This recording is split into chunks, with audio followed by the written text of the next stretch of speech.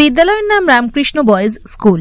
এবছর ৭৫তম বর্ষপূর্তিতে নানান অনুষ্ঠানের মধ্য দিয়ে শুভ মুহূর্তকে স্মরণ করে রাখতে চাইছেন বিদ্যালয় কর্তৃপক্ষ।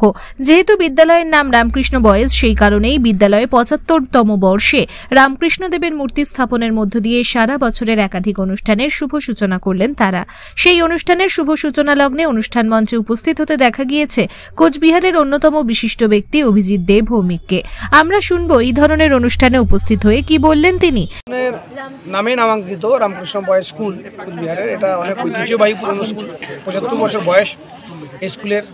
তার ৭৫তম বর্ষপূর্তিতে যে সারা বছরব্যাপী বিভিন্ন অনুষ্ঠানের যে কর্মসূচি নেওয়া হয়েছে, তার প্রথম দিনই ঠাকুর রামকৃষ্ণের মূর্তি স্থাপন। এটা এতদিন ছিল না এই স্কুলে, এটাই অস্বাভাবিক। ঠাকুর রামকৃষ্ণের মূর্তি স্থাপন হলো এবং এই গৌরবময় পরিস্থিতিতে সময়ে আমরা উপস্থিত থাকতে পেরে আনন্দ অনুভব করছি।